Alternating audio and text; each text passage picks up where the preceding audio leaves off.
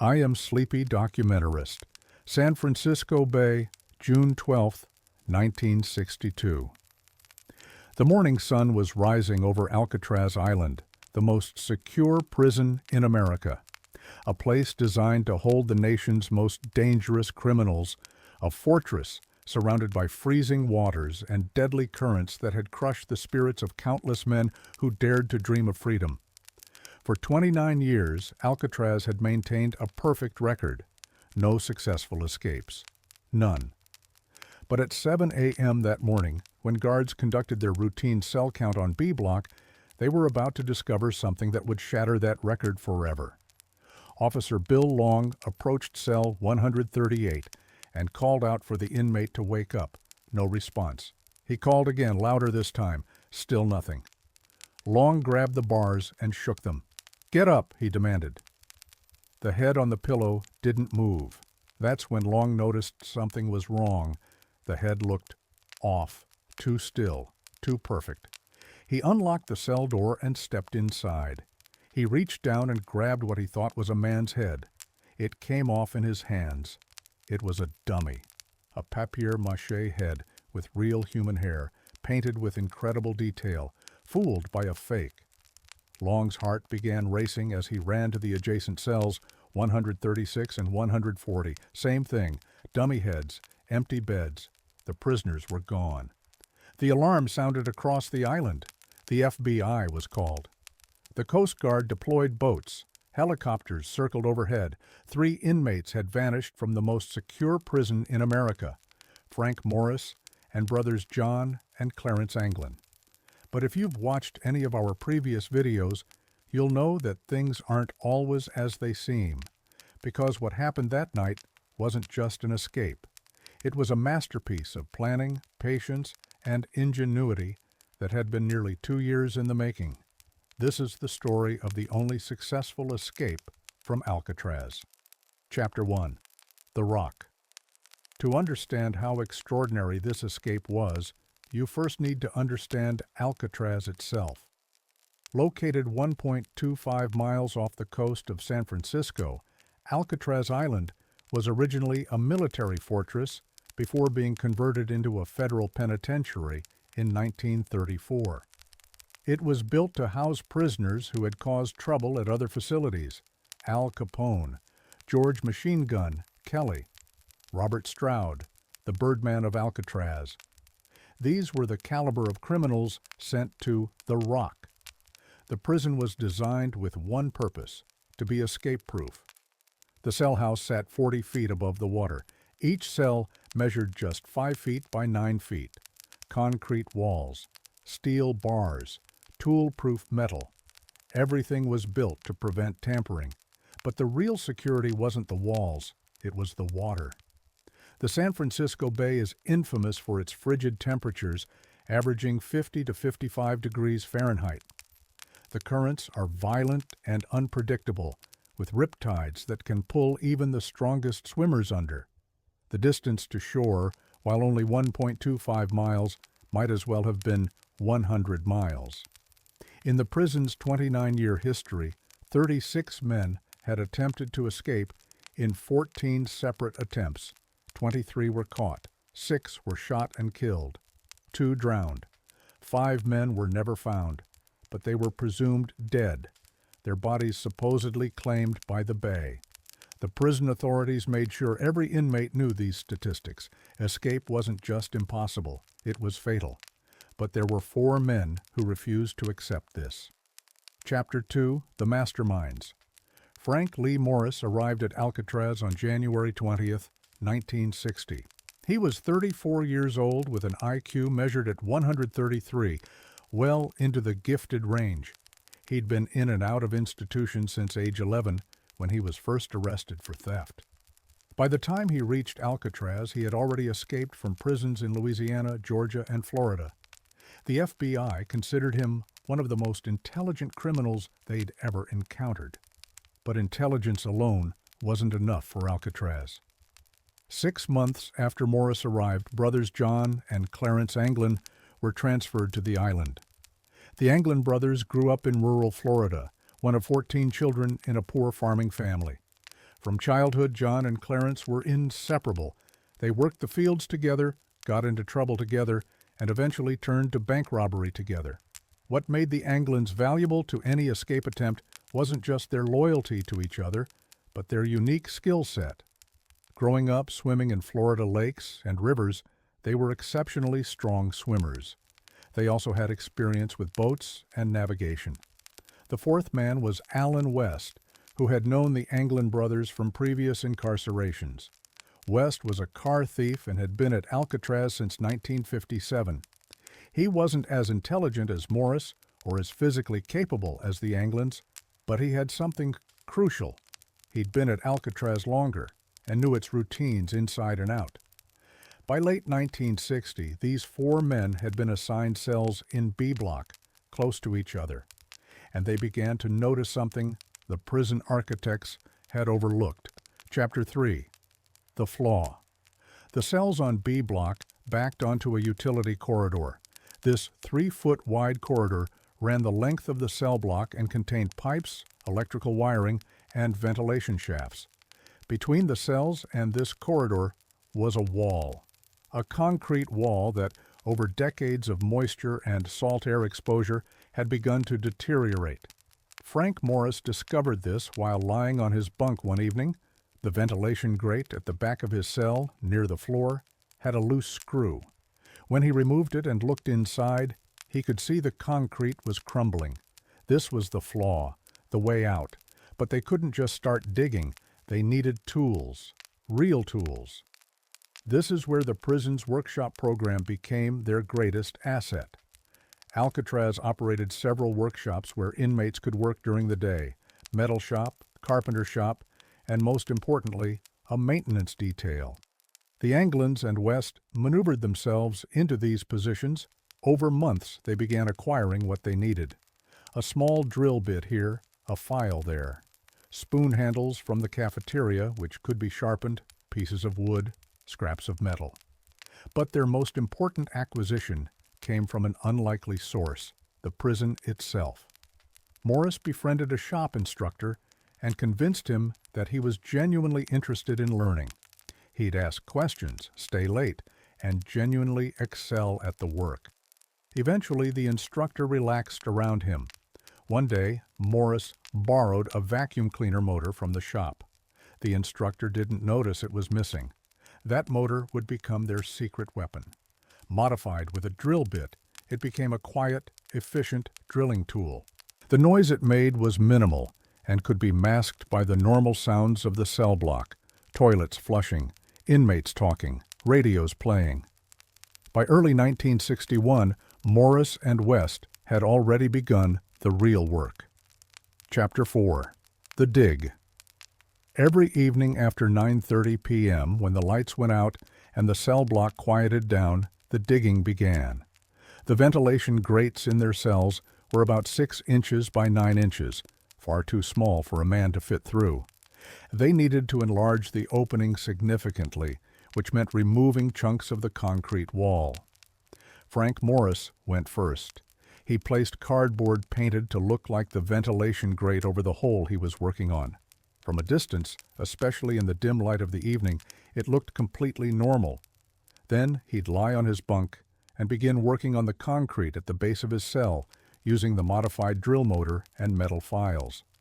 The concrete was soft from decades of moisture, but it was still painstakingly slow work, a few millimeters each night, sometimes just a centimeter. The sound was their biggest concern. Guards walked by the cells every 30 minutes during the night count. If they heard drilling or scraping, it was over. So they developed a system. One man would work while another played music on a contraband accordion. Yes, an accordion. Allen West had somehow acquired one and became proficient enough to play folk songs. The music masked the sound of drilling. They also timed their work around the ambient noise of the prison. When toilets flushed, they drilled. When the wind picked up outside, they worked faster. When a guard approached, everything stopped and the cardboard cover went up. But there was another problem: what to do with the debris. Chunks of concrete and cement dust couldn't just be left lying around the cell. Guards inspected cells regularly. Their solution was brilliant in its simplicity.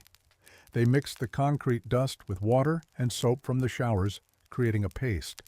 Then they spread this paste back into the holes they were digging, creating a false wall that looked solid but was actually hollow.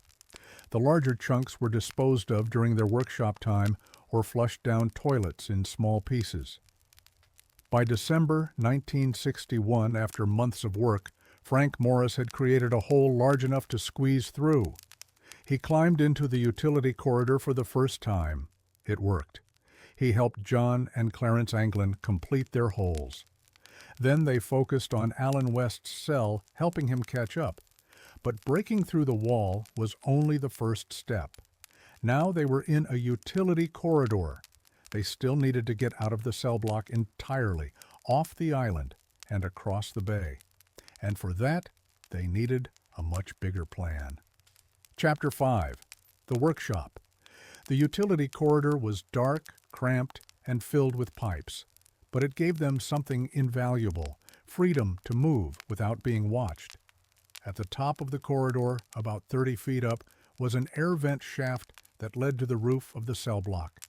The shaft had a fan motor and a grating, but the grating was old, and the concrete around it was, once again, deteriorating. Over several nights, Morris climbed up to the shaft using the pipes. He worked on loosening the grating, removing screws and weakening the concrete until eventually he was able to push it open. He climbed through and found himself on the flat roof of the cell block. From here he could see the guard towers, the searchlights sweeping the yard, and beyond that, the dark waters of San Francisco Bay. They had found their exit route. Through the cell wall, up the utility corridor, through the vent shaft, onto the roof. But even if they made it to the roof, they were still on an island surrounded by freezing water. They needed a way to cross the bay. They needed a raft. This is where the plan became truly audacious. Using materials stolen from the workshop and around the prison, they began constructing something no one thought was possible: a raft and life vests made entirely from raincoats. Alcatraz issued raincoats to inmates for outdoor work details. Over months, the four men collected over 50 of these raincoats through trades, theft, and simply asking guards for replacements, claiming theirs were damaged. In the utility corridor, working by flashlight after lights out, they began the construction. They glued raincoats together using contact cement, stolen from the workshop. They created panels, sealed the seams, and formed flotation chambers that could be inflated. The raft design was remarkably sophisticated. It was roughly 6 feet by 14 feet when inflated, with multiple air chambers, so that if one leaked, the others would keep it afloat. They even created life vests using the same technique. To inflate everything, they built a makeshift bellows from a concertina, a musical instrument similar to an accordion. By pumping it, they could blow air into the sealed chambers. They tested materials in toilets to make sure they were waterproof. They practiced inflating and deflating segments to ensure everything worked. But they still had one more massive problem. How do you get out of your cell every night without the guards noticing you're gone? This is where the genius truly showed. Chapter 6. The Dummies. The guards conducted counts every 30 minutes throughout the night. They'd walk down the cell block with flashlights, shine them into cells, and verify the inmate was in bed. If the cell was empty, the alarm would sound immediately. So Morris, the Anglins, and West came up with a solution that was simultaneously simple and elaborate. They would create dummy heads so realistic that guards would think they were asleep in their bunks. Using a secret workshop they'd set up in the utility corridor, they began crafting the heads out of papier-mâché. They used toilet paper mixed with soap and water to create a moldable material, then shaped it over a form to create a human head. But a white papier-mâché head wouldn't fool anyone. They needed detail. They stole paint from the workshop, flesh tones, pink for the lips, even different shades to create realistic skin coloring and shadows. They painted faces, complete with shadows and contours that made the heads look three-dimensional, even in dim light. For hair, they made an arrangement with the prison barber. Whenever inmates got haircuts, the hair was supposed to be swept up and disposed of. Instead, the barber saved it and passed it to the inmates. Real human hair was glued to the dummy heads, strand by strand, in realistic patterns. For eyebrows and even facial hair, they used hair from their own heads and bodies. The final touch, they placed the dummies on real pillows and covered them with real blankets, positioned exactly as a sleeping person would be.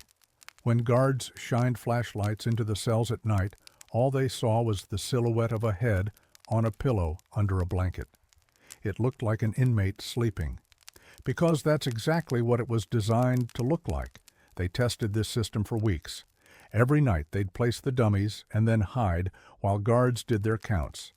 Not once did a guard notice. The preparations were complete. They had their exit route. They had their raft. They had their deception. Now they just needed the right night. Chapter 7. The Escape. June 11th, 1962. After nearly 2 years of preparation, Frank Morris decided this was the night. Tides and weather had been analyzed. Everything was ready. That evening at 9:30 p.m., the lights went out in B Block. Inmates settled into their bunks. Guards began their routine patrols. In cells 136, 138, and 140, Frank Morris, John Anglin, and Clarence Anglin placed their dummy heads on their pillows and covered them with blankets. Then they removed the cardboard covers from their ventilation grates and squeezed through the holes into the utility corridor. Alan West, in cell 144, attempted to do the same. But there was a problem. His hole wasn't quite large enough. The concrete around his vent had hardened more than expected. He desperately tried to chip away at it, but time was running out. Morris and the Anglins waited for him in the corridor, but they couldn't wait long. Guards would be making their rounds. Every minute increased the risk of being caught. After 30 minutes, they made the difficult decision to leave without him. West was still trying to break through, but they had to go. The three men climbed up the utility corridor using the pipes, moving as quietly as possible. They reached the vent shaft and squeezed through the opening Morris had prepared, emerging onto the cell block roof. From here, they had to traverse the roof to reach a point where they could climb down.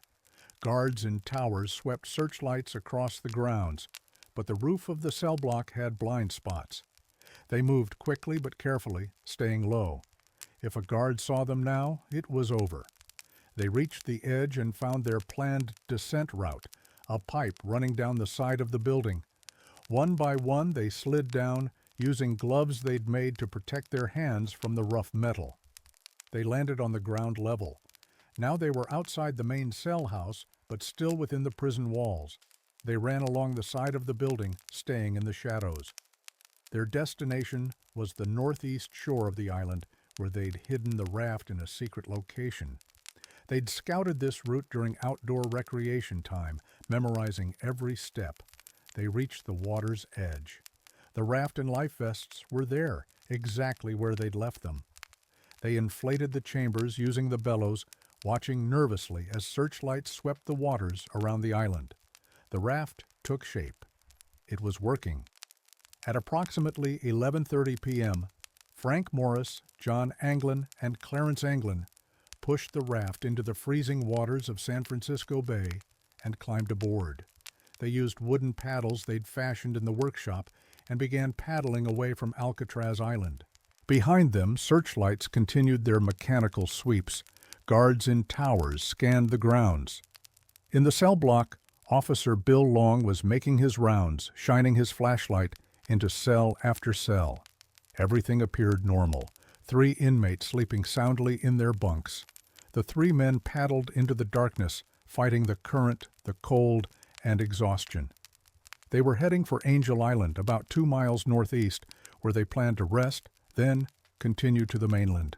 The water was brutal. The temperature was in the low 50s. The currents fought against them, but they kept paddling, and then they vanished into the night. Chapter 8. The Morning After. June 12, 1962, 7 a.m. Officer Bill Long discovered the dummy heads. The alarm sounded. Within minutes, the entire island was on lockdown. Guards searched every inch of the prison. They found the holes in the cells, the fabricated grates, the workshop in the utility corridor complete with the raft-making materials that hadn't been taken. They found the bent bars of the vent shaft and the route to the roof. They discovered Alan West still in his cell. He'd finally managed to break through his wall around 1 a.m., nearly 3 hours after the others had left. When he reached the roof, he couldn't find the others and didn't know where they'd hidden the raft.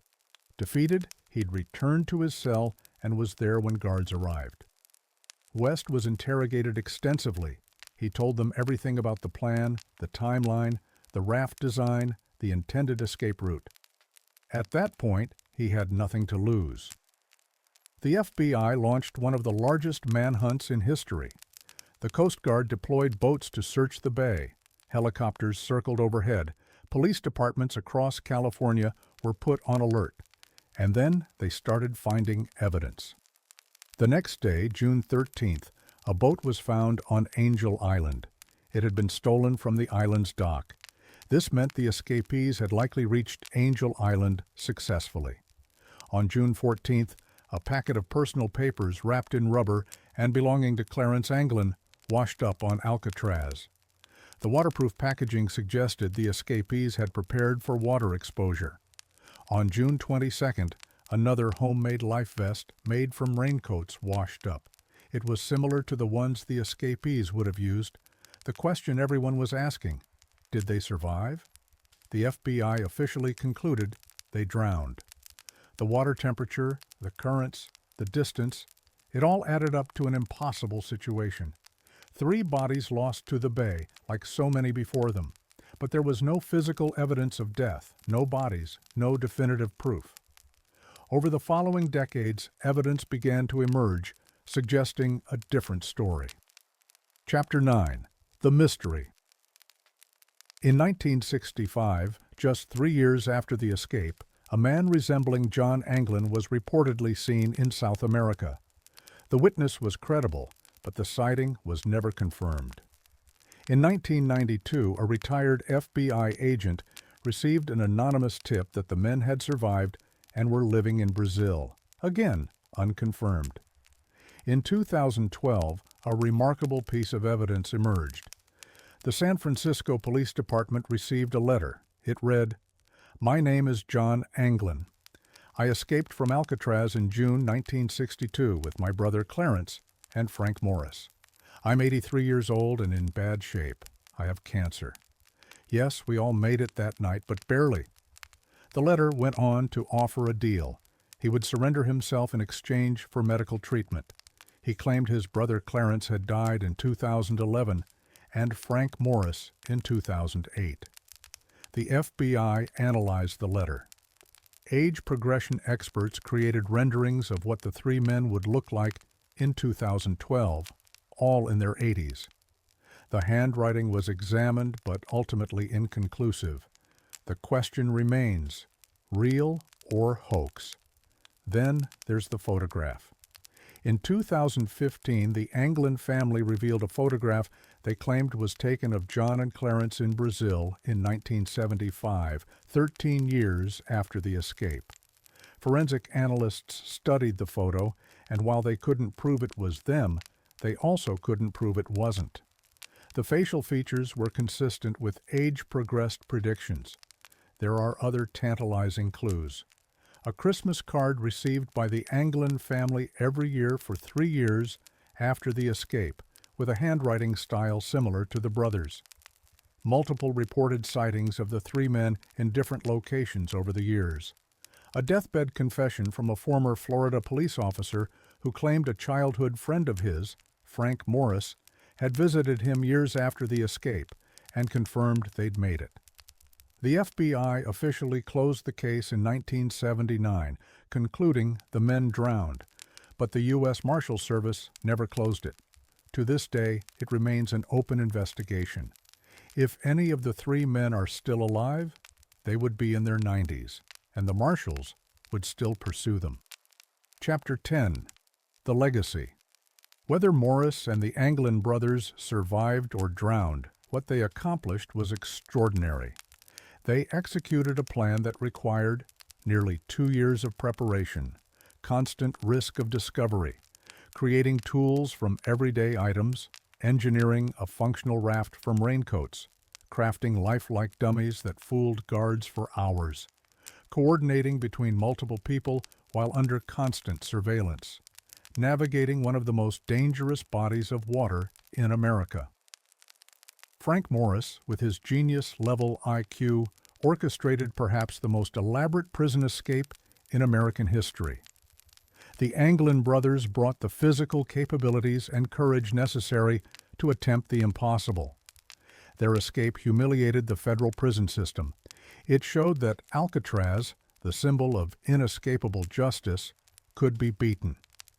In March 1963, just 9 months after the escape, Attorney General Robert F. Kennedy ordered Alcatraz closed.